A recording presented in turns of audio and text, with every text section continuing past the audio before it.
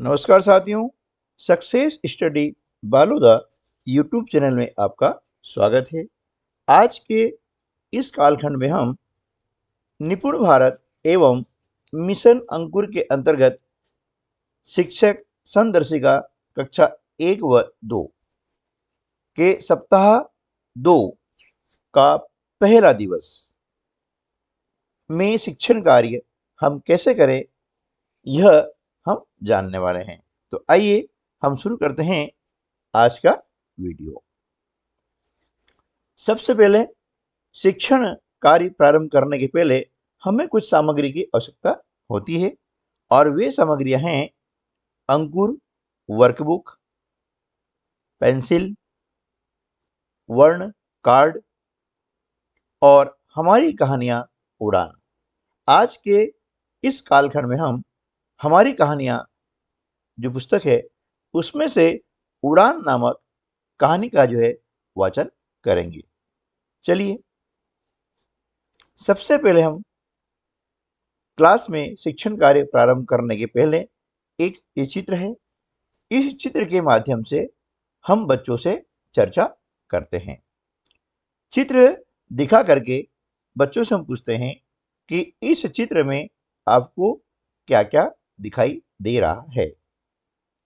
ठीक है, तो बच्चे अपने स्तर से वे विभिन्न प्रकार के उत्तर दे सकते हैं। तो हमें उन उत्तरों को सुनना है और अधिक से अधिक बच्चों से ये प्रश्न पूछने का प्रयास करें ताकि बच्चे स्वतंत्र रूप से बोल सकें। इस चित्र पर मौखिक चर्चा करने के पश्चात बच्चों में ध्वनि जागरूकता उत्पन्न करने के लिए हम एक एक्टिविटी करते हैं। इस एक्टिविटी के अंतर्गत आपको 2 बार जल्दी जल्दी बोल करके बच्चों को सुनाना है। क्या सुनाना है वो आप देख लेते हैं। Double bubble gum bubble double, double bubble gum bubble double. इस प्रकार से इसे हम बच्चों को 2 बार सुनाएंगे। अब उसके बाद क्या करते हैं कि बच्चों के साथ साथ इसे बोलेंगे double bubble gum bubble double, double bubble gum bubble double. इस प्रकार से बच्चों के साथ बोलेंगे तो कुछ बच्चे क्या है गलत ही बोलते हैं और गलत बोलने के कारण एक कक्षा में वातावरण अलग प्रकार का निर्मित हो जाता है, जिससे कि बच्चे आनंदित होते हैं, है ना, और खुशी का अनुभव करते हैं। काफी मजा आता है बच्चों को, है ना। तो ये एक्टिविटी करें और क्लास के अंदर आनंददायी वातावरण निर्मित करें। इसके पश्चात में हम बच्चों से बोलेंगे खुद से बोलने के लिए, है ना। क्या? Double bubble gum bubble double. अब बच्चे बोलेंगे। अब बच्चे बोलने के बाद में क्या होगा कि कोई बच्चे गलत बोल सकते हैं, कोई दिक्कत नहीं है ना। बोलने दीजिए, जैसा बोले वैसा बोले, है ना। बस ये एक्टिविटी हम क्लास में करवाते हैं। ये एक्टिविटी करने के बाद अब हम ह ध्वनि को समझने वो बोलने के लिए एक्टिविटी करवाएंगे। ठीक है ना। तो ह ध्वनि आज का हमारा जो है टॉपिक है। सबसे पहले हम बच्चों को बता देंगे कि जिस शब्द की पहली आवाज ह से शुरू होगी उसमें हाथ ऊपर करना है और अन्य आवाज आने पर हाथ सामने करना है। ये निर्देश देने के बाद में हम स्वयं, है ना, यानी मैं करूं, आई डू के अंतर्गत हटना शब्द बोले और अपना हाथ ऊपर करके दिखाएं। शब्द क्या बोला हमने? हटना, और हाथ ऊपर करके दिखाएं। उसके पश्चात हम बोले खरगोश और अपना हाथ सामने करके दिखाएं। और इन्हें बताएं कि हमने हाथ सामने क्यों किए हैं, क्योंकि खरगोश में पहले वर्ण की जो ध्वनि है वह ख है, ह नहीं है। ठीक है ना। ये आई डू हो गया। अब अगला चरण क्या आता है? We do. वी डू मतलब हम बच्चों के साथ करेंगे। अब कुछ शब्द है जैसे हटना, खरगोश, हरिया, कमल, हरा, है ना, ये हरा, कलश, खरगोश आदि शब्द बारी बारी से बोलें और शब्द की पहली आवाज पहचान कर, आवाज कौन सी पहचानी हमें, पहली आवाज पहचान करके बच्चों के साथ हाथ ऊपर या सामने करें। हाथ ऊपर कब करना है, जब किसी शब्द के पहले वर्ण की ध्वनि ह हो, ठीक है ना। अब ये बच्चों के साथ करने के बाद हम क्या करेंगे, अब शब्द बोलेंगे, है ना, जैसे हटना, खरगोश, हरिया, कमल, हरा, कलश आदि शब्द बोलेंगे और बच्चों को शब्द की पहली आवाज पहचान करके हाथ ऊपर या सामने करने के लिए कहेंगे, ठीक है ना। ये हम बच्चों से करवाते हैं। उसके पश्चात जब हमने ध्वनि को समझ लिया है तो कक्षा 2 की जो अंकुर वर्कबुक है उसकी वर्कशीट क्रमांक 6 में ह ध्वनि वाला चित्र पहचानना है और पहचान कर उस पर हमें घेरा लगवाना है ना। बच्चों कहेंगे कि अब अपनी वर्कबुक की वर्कशीट क्रमांक 6 निकालिए, उसमें ये चित्र आपको दिया गया है, ठीक है ना। अब इन चित्रों को देखें और ह ध्वनि वाला चित्र पहचानें। जैसे क्या है, हल, हल में पहले वर्ण की ध्वनि ह आ रही है तो इस पे वो घेरा बनाएगा इस प्रकार से, ठीक है ना। आलू, आलू में पहले वर्ण की ध्वनि ह नहीं है, इस पे गोला नहीं बनेगा। फिर अगला आता है हथौड़ी, हथौड़ी पहले वर्ण की ध्वनि ह आ रही है इसलिए इस पे ये क्या बनेगा, गोला बनाएगा। आगे चलते हैं, हवन, हवन पहले वर्ण की ध्वनि ह आ रही है इसमें ये गोला बनाएगा, ठीक है। तो ये कार्य हम बच्चों से करवाएं। यदि अभी तक आपको वर्कबुक नहीं मिली है तब भी आप इस वीडियो के माध्यम से जो एक्टिविटी बतलाई गई है वे आप करवा सकते हैं। अब ह वर्ण की पहचान, अभी हमने क्या किया, ह वर्ण की ध्वनि को समझा। अब ह वर्ण की हम पहचान करवाएंगे बच्चों से। तो उसके लिए क्या करेंगे कि बच्चों को ह वर्ण कार्ड जो हमने बनाए हैं वो दिखाएंगे और पढ़ करके बताएंगे कि यह ह है, क्या है, ह, कैसा, ये, ठीक है। अब बच्चे देखेंगे तो उसकी इमेज उसके माइंड में निर्मित होगी, ह कैसा होता है। उसके बाद में बच्चों को ह वर्ण का कार्ड दिखाते हुए हम बच्चों के साथ साथ बोलेंगे ह, क्या बोलेंगे, ह। इस प्रकार से ऐसे 3 से 4 बार हम बोले ताकि बच्चों को यह जो ध्वनि और चित्र दोनों का सामंजस्य स्थापित कर सके, दोनों में वे सादृश्यता स्थापित कर सके। उसके बाद बच्चों को हम ह वर्ण कार्ड दिखाएंगे, है ना, ये कार्ड वाला दिख रहा है, ये वर्ण कार्ड है ह वाला। तो ह वर्ण कार्ड दिखाएंगे और वर्ण पढ़ करके बताने के लिए कहेंगे। अब बच्चों को बोलेंगे कि आपको ये बताना है कि इस वर्ण का नाम क्या है, ठीक है ना, ह, ये बच्चों से बुलवाना है। अब वर्ण ह की पहचान स्थापित करने के लिए क्या करेंगे, बच्चों से एक कार्य करवाते हैं। कार्य क्या करवाएंगे, हम उन्हें जो है कुछ वर्ण देते हैं और उन्हें कहेंगे कि इनमें से जो ह वर्ण है इस पर घेरा आपको लगाना है, ठीक है ना। हम ये वर्ण हमारे ब्लैक बोर्ड पर लिख सकते हैं और वहां पर भी बच्चों से घेरा लगवा सकते हैं, ठीक है ना। तो हम देखें कि बच्चा जब देखेगा, क्योंकि अभी हमने वर्ण कार्ड के द्वारा उनको दिखाया है, ठीक है ना। उसकी इमेज उसके मस्तिष्क में निर्मित हो चुकी है, तो वह ह की पहचान करने का प्रयास करता है और उस पर घेरा लगाता है इस प्रकार से, ठीक है ना। देखिए क्या हो गया, वर्ण ह की पहचान हो गई, ठीक है ना।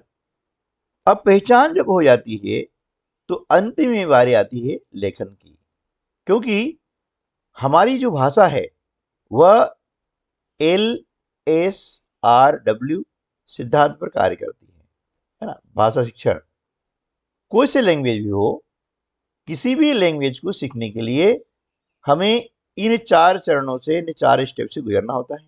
LSRW, L फॉर लिसन, यानी सुनना।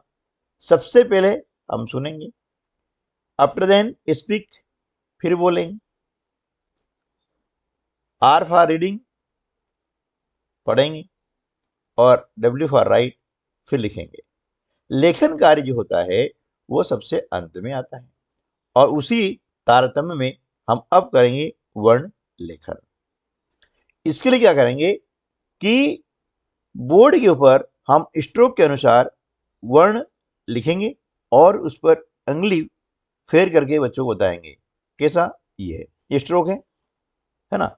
इस प्रकार से हमने क्या किया कि वर्ण को बोर्ड पर लिख दिया और फिर इस पर ऐसे उंगली जो है फेर करके बताएंगे कि इस प्रकार से इसे वर्ण को बनाना है, ठीक है ना। इसके बाद बच्चों को बोलेंगे कि वे अपनी वर्कबुक में ह स्ट्रोक पर उंगली फेरे, है ना। पहले क्या करे, वो उंगली फेरे, उसके बाद उसे पेंसिल से फेरने का बोले, पेंसिल फेरने बोले, है ना।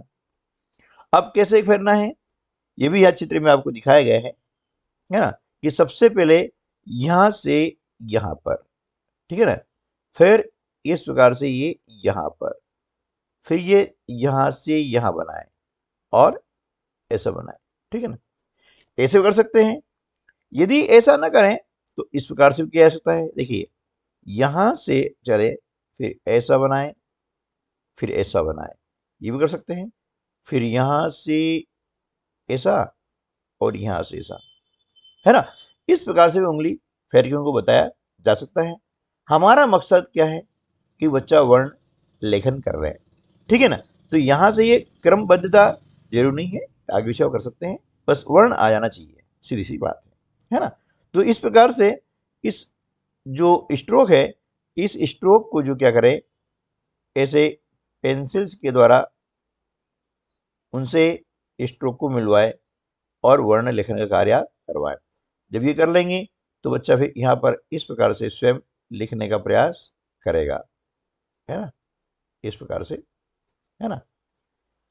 स्टार्टिंग में हो सकता है कि वो पूर्णतः सही न बनाए, कोई बात नहीं है, लेकिन शुरुआत तो हो ही जाएगी, ठीक है ना। तो इस प्रकार से वर्ण लेखन का कार्य हम यहाँ पर करवाते हैं। उसके बाद कुछ और एक्टिविटीज है ना। कक्षा 1 की जो अंकुर वर्कबुक है उसके अंतर्गत ये एक्टिविटी दी गई है। इस एक्टिविटी के अंतर्गत बच्चों का ध्यान एकाग्र करने के लिए इन बिंदुओं को मिला करके आकृति बनवानी है, और जो उसमें रंग दिया गया है यह रंग उसमें भरना है। जैसे ये आकृति है ना। इस आकृति में ये जो बिंदु है, इन बिंदुओं को इस प्रकार से मिलाएंगे। अब ये एक्टिविटी क्यों दी गई है, देखिए इस एक्टिविटी से क्या होगा कि बच्चों में एक तो एकाग्रता आती है ना।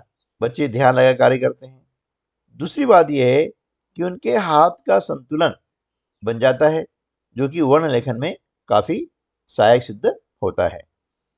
अब ये जो यहाँ क्या है, रेड कलर है, तो बच्चों बोलेंगे इसके अंदर जो है आपको रेड कलर भरना है, ठीक है ना।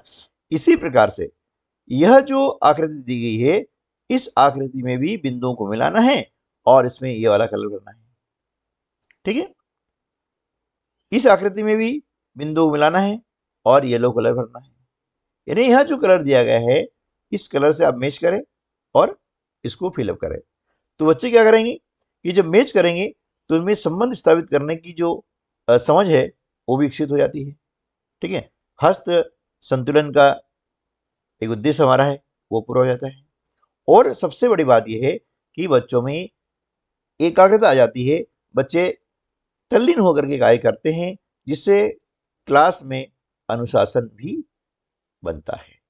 ठीक है ना। अब इसके बाद यदि मिट्टी उपलब्ध है तो उसके द्वारा छोटे बड़े चांद और सूरज भी बच्चे बना सकते हैं। और ये सारा कार्य जो है अंकुर वर्कबुक की वर्कशीट नंबर 7 में है। ठीक है, चलिए अब ये सारी एक्टिविटी करने के बाद सबसे जो महत्वपूर्ण हमारा उद्देश्य है वह उद्देश्य है शब्द भंडार, है ना, वर्ड पावर। क्योंकि वर्ड पावर के बिना हम किसी भी भाषा को समझ नहीं सकते हैं, बोल नहीं सकते हैं। ठीक है ना। तो किसी भी भाषा को समझने और बोलने के लिए हमारे पास में शब्दों का भंडार होना जरूरी है। और इस भंडार को बढ़ाने के लिए सबसे अच्छा जो साधन है, सबसे अच्छी जो विधा है वह है कहानियां। और कहानियों के माध्यम से हम शब्द भंडार बढ़ाते हैं। तो आज के हमारे इस शिक्षण योजना में, है ना, जो हमारी कहानियां किताब है उसके अंतर्गत उड़ान कहानी को बच्चों को सुनाना है।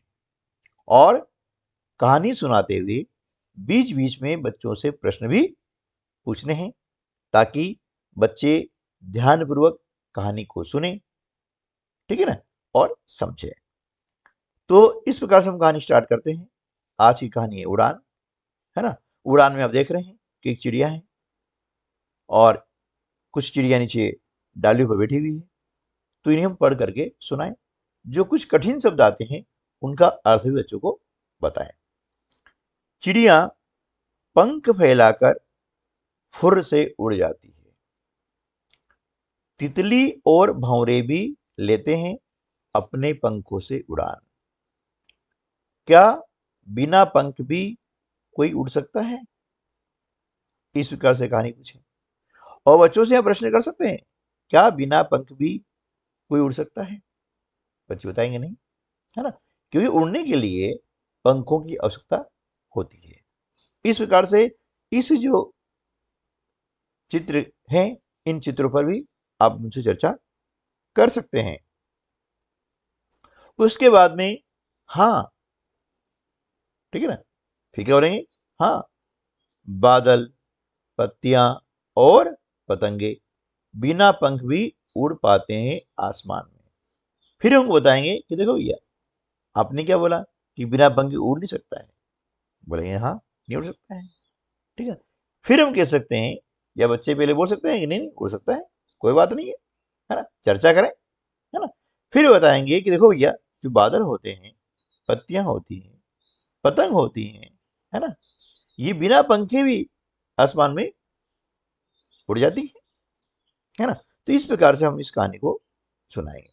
आगे चलते हैं और हम बोलेंगे क्या हम बिना पंखे उड़ सकते हैं? ना तो हम बादल, ना कोई पतंग, और ना है हमारे पास पंख, तो क्या फिर भी उड़ पाएंगे हम? है ना, ये बच्चों से हम पूछ सकते हैं। उसके पश्चात हाँ, अपनी कल्पना के पंखों के साथ हम उड़ पाएंगे। ठीक है। तो इस प्रकार से इस कहानी को हम सुनाते हैं और सुनाने के बाद में इससे संबंधित प्रश्न पूछ करके कहानी की समझ उनमें विकसित हुई है या नहीं हुई है, इसकी हम जांच भी कर सकते हैं। ठीक है दोस्तों, तो आज की वीडियो में बस इतना ही। उम्मीद है कि वीडियो आपको पसंद आया होगा। वीडियो यदि पसंद आया है तो लाइक करना न भूलिएगा और अपने अन्य साथियों को भी शेयर कर दीजिएगा, क्योंकि आपका लाइक करना हमारे आत्मविश्वास को बढ़ाता है, ताकि आपके लिए हम ऐसे वीडियो लाते रहें। मिलते हैं अगले वीडियो में, तब तक के लिए नमस्कार, जय हिंद।